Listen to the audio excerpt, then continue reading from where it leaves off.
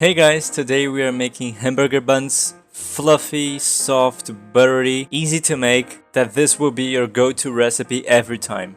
So let's get started. First rule of baking, guys, have a scale. It will make your recipes very consistent and precise. And you can use a scale on many recipes. And it's very affordable, guys. But in case you don't have one, all the ingredients with all the measurements will be in the description, in grams and in cups, so check it out. So in a bigger bowl I have put 215 grams of flour. From that I took 10%, so about 21 grams from that bowl, and I have put in another smaller bowl. You'll see why in a second. Then to the bigger bowl I added 25 grams of sugar, 7 grams of salt and 7 grams of yeast. After that I melted 14 grams of butter, and in a small cup I've got about 150 grams of water, from which I'm gonna separate 105 grams. That's 5 times the amount we separated of flour before. So 21 grams times 5, 105 grams of water. And we are separating these ingredients to make Tangzhong, pardon my pronunciation. A heated mixture of 1 part flour to 5 parts water.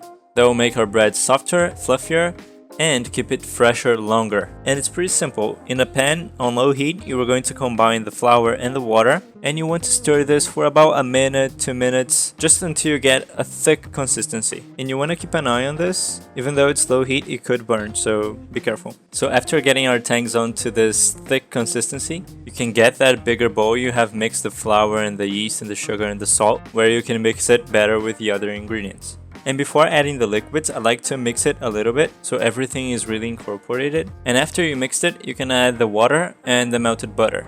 So by now your Tangzhong had a little chance to cool down a little bit, and now you can add it to the mixture. Then you just mix it with a spoon. Here I'm using a metal spoon. You can use other tools if you have them. And you want to mix this until the flour absorbs most of the liquid, and then you realize the mixture is too dry and you need to add 1 egg that you forgot. So crack 1 egg, whisk it, and add it to the mixture. Mix until everything is incorporated, and then we are ready to start our kneading process. So talking about bread in general, people have a hard time kneading, either because it takes a long time or sticks to their hands too much. So the first thing you want to do is not overflour your dough.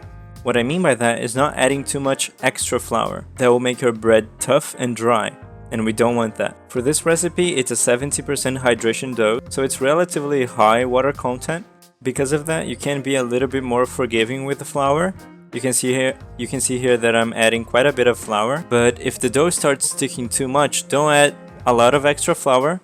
Just cover it with a bowl and let it rest for about 15 minutes. That will be enough time for the flour to absorb the moisture in the dough and make it more pliable for you to handle. Also flour more your hands than your countertop. So don't go dropping tons of flour just because it's sticking. Let the dough take its time and rest, and it will be soft and easy to handle, and you won't end up with a dry, tough bread.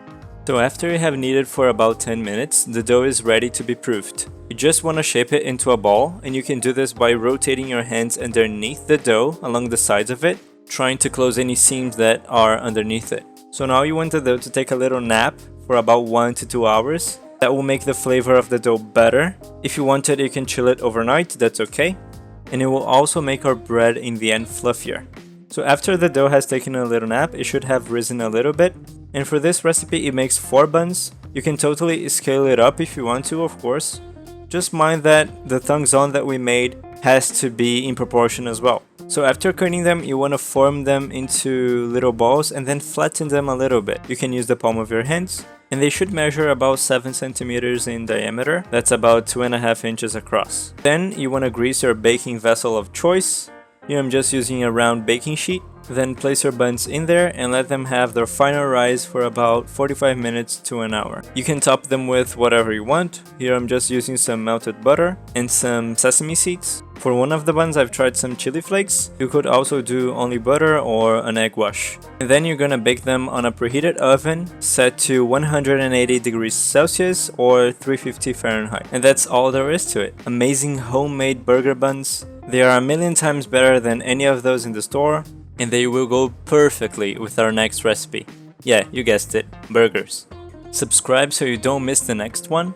I'm Professor Luke. Thank you so much for watching. Please let me know what you thought. Leave a like if you liked it, and I'll see you on the next one, guys. Bye!